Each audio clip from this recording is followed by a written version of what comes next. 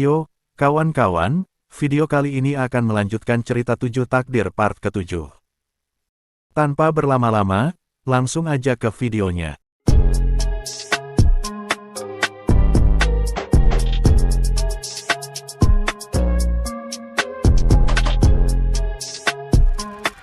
Huan tak menyangka, jikalau semua temannya mulai dari Geon yang barusan telah dikalahkan, Joan yang sebelumnya terluka cukup parah dan tak sadarkan diri, dan JH yang masih berupaya menyelamatkan Haru dari lukanya. Dalam hatinya Huan berpikir, bahwa kejadian ini terjadi akibat dirinya sendiri, yang meminta bantuan mereka untuk menyelamatkan adiknya itu. Jikalau seandainya dirinya memutuskan untuk tidak pergi kala itu, mungkin dirinya bisa menghabiskan waktu bersama adiknya. Namun, hal tersebut sudah lenyap tak bersisa. Teman-temannya, keluarganya, adiknya, bahkan janjinya, kini semuanya sudah hancur. Mungkinkah ini saatnya untuk dirinya mengakhiri hidupnya? Huan yang sudah putus asa, kini memutuskan untuk mengakhiri hidupnya dengan membiarkan Bulti menyerang dan memakannya. Bulti yang melihat keputusasaan Huan itu, berniat untuk segera menghabisinya dan mengatakan, kalau Huan tidak perlu bersedih, karena dirinya akan segera mengirim Huan bersama dengan teman-temannya itu, lalu Bulti pun menyerang. Alih-alih menghindari, Huan malah membiarkan dirinya terkena serangan tersebut. Untungnya, JH dengan cepat menahannya sehingga Huan masih bisa selamat. JH berteriak ke Huan, kalau dirinya jangan berputus asa begitu. Adiknya akan sedih kalau melihat raut wajahnya seperti itu. Huan hanya bisa menggeram setelah mendengar ucapan JH tadi. Kemudian Haru ikut bergabung kembali dan langsung saja melakukan serangannya, sehingga Bulti terpaksa mundur dan ia juga menghancurkan tali yang digunakan Bulti untuk menangkapnya. Di sana Haru menegaskan, kalau mereka harus segera mungkin menghabisinya, sebelum kerusakan di ruang bawah tanah tersebut semakin parah. JH membenarkannya, ia juga mengatakan bahwa mereka harus bekerja sama supaya bisa mengalahkannya. Sambil menyeringai Bulti bilang, jangan harap kalian bisa mengalahkan dirinya, walaupun sudah bertambah satu orang lagi yang sudah sekarat itu. Akan tetapi, sebuah suara tiba-tiba saja mencela ucapannya. Suara tersebut berasal dari Joan yang seketika sudah berada di samping Bulti. Ia mengatakan bahwa itu belum tentu benar, sebelum mereka mencobanya. Lalu Joan menusuknya, namun tusukan itu berhasil dihindari Bulti. Bulti yakin kalau dirinya sudah menusuk jantung Joan dan mengiranya sudah mati. Namun Joan yang melihat Bulti terkejut itu pun menjelaskan, bahwa dirinya tidak akan mati semudah itu, hanya karena goresan yang diberikan Bulti sebelumnya. Seketika terdengar beberapa suara tembakan dari arah samping yang ternyata adalah Geon. Sambil tengkurap Geon membidik lalu menembaknya. Bulti kesal karena rupanya Geon masih hidup dan melakukan serangan yang ia anggap hanyalah serangan tak berguna. Karena Bulti menganggap serangan tersebut hanyalah serangan tidak berguna, Bulti pun tidak berniat untuk menghindarinya. Alangkah sialnya, peluru tersebut rupanya berhasil melukai tubuhnya itu. Akibatnya, Bulti pun berteriak keras kesakitan. Dengan sangat marahnya Bulti mempertanyakan senjata apa yang Geon gunakan barusan, sehingga dirinya bisa menerima tembakan tersebut. Sambil mengerut kesakitan, ia kesal karena tubuhnya juga tidak bisa memulihkan diri. Yang mana hal itu mengharuskannya untuk segera mungkin memakan manusia, agar kekuatannya cepat pulih.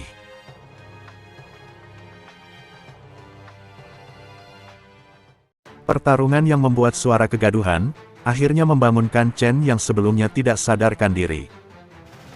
Sesudah Chen melihat apa yang sedang terjadi di depan matanya, membuat dirinya mempertanyakan apa yang sedang terjadi. Namun, Bulti yang berhasil menghindari serangan-serangan yang mengarah ke dirinya, terutama serangan dari Haru yang berniat mengikatnya. Haru memperingatkan Chen untuk segera menjauh dari sana. Rupanya, Bulti sedang menuju ke arah Chen dan berniat akan memakannya. Saat cakar Bulti itu sudah hampir mendekatinya, dalam hatinya Chen berniat, bahwa dirinya akan membuang semua ketakutan akibat masa lalunya itu untuk selamanya. Dengan timing yang tepat, Chen berhasil menghindar, sehingga Bulti pun akhirnya harus mendapat kesialan lagi, yang mana Bulti menabrak dinding hingga menembus ke salah satu sel. Di dalam sel tersebut, Bulti mengumpat kesal, namun, saat ia mengangkat kepalanya itu, begitu terkejutnya ia karena melihat Zhao yang sudah terbaring tak bernyawa. Rupanya Bulti tersebut sedang berada di dalam selnya Zhao. Dan mengatakan kalau Zhao itu bodoh, karena rela mati kelaparan demi tidak memakan manusia. Seketika seseorang berdiri di belakangnya, orang tersebut adalah pemuda sebelumnya yang telah pulih, dan kini sudah berada tepat di belakang Bulti dengan mulut yang dipenuhi akan cairan merah. Kembali ke JH dan kawan-kawan, di sana, ruang bawah tersebut mulai bergetar-getar yang menandakan bahwa bangunan tersebut takkan lama lagi akan runtuh. Joan menyarankan agar mereka segera pergi keluar dan ia juga berpikiran, bahkan Bulti itu pun tak akan selamat kalau tempat ini runtuh. Sementara Bultinya, kini berhadapan dengan pemuda itu. Bulti mengatakan setidaknya berkat Zhao, aku masih memiliki daging yang bisa aku makan. Lalu bertanya pada pemuda tersebut mengapa dirinya masih hidup dan tidak mati seperti Zhao. Namun pemuda itu tidak menjawabnya, karena tidak ada jawaban, akhirnya Bulti memutuskan untuk langsung saja memakannya, dimulai dengan mencekiknya terlebih dahulu, kemudian ia membuka mulutnya. Sedangkan pemuda itu, yang melihat wajah Bulti, mengingatkan dirinya kembali ke dalam penderitaan yang selama ini ia jalani selama berada di ruangan bawah tanah tersebut. Dan orang yang menculiknya tidak lain adalah Bulti. Seketika borgol tangannya terlepas, yang membuat Bulti merasakan ada hal yang aneh hingga ia menjadi merinding. Lalu mata pemuda tersebut berubah dan langsung saja menusuk Bulti yang sontak saja membuat Bulti terkejut. Hingga, ia pun kini bertanya-tanya mengapa pemuda itu memiliki kekuatan seperti Beom, bukankah dia hanyalah manusia. Kini terlihat perubahan pada pemuda itu, yang memiliki rambut berbulu hingga memanjang ke bagian pundaknya serta bulu di kedua lengannya, dan telinga yang berbentuk seperti binatang. Dengan kerasnya pemuda itu menarik tangannya, sehingga membuat Bulti berteriak kencang hingga ruangan bawah itu semakin berguncang. Sementara JH dan kawan-kawan masih berusaha untuk keluar dari ruangan tersebut. Namun Chen yang juga ikut berlarian itu terhenti, karena mendengar suara jeritan yang dirasakannya itu adalah Bulti. JH yang melihat temannya itu berhenti, lekas saja menanyakan kenapa dirinya berhenti berlari. Dan menyuruhnya kembali untuk cepat pergi dari sana. Chen menjawab, kalau dirinya merasakan hal yang aneh.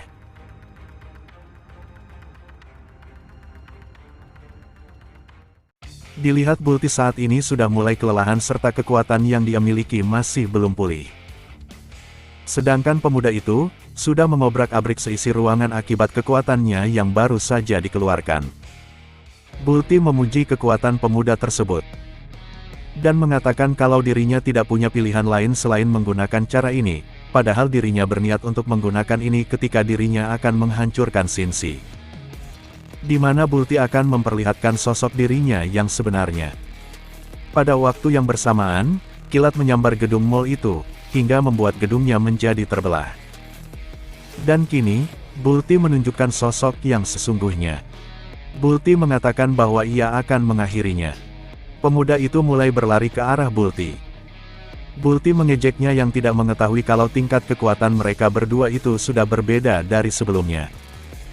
Adu kekuatan itu pun akhirnya terjadi, hingga menjadikan gedung terbelah serta hancur. Sementara di bawah, adu mekanik masih berlangsung.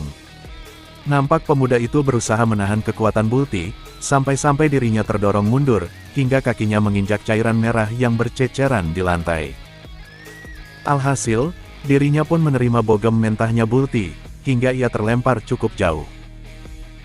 Setelah memberikan bogemnya, Bulti kembali mengejarnya dan mengatakan bahwa dirinya sangat menyesal sudah membiarkan pemuda tersebut hidup. Lalu, ia pun menendangnya sampai beberapa kali menabrak dinding pembatas. Sesudah itu, akhirnya Bulti pun mencapai batasnya, dan memuntahkan seteguk cairan merah. Bulti berpikir bahwa ia harus segera bersembunyi sambil memulihkan kondisi tubuhnya.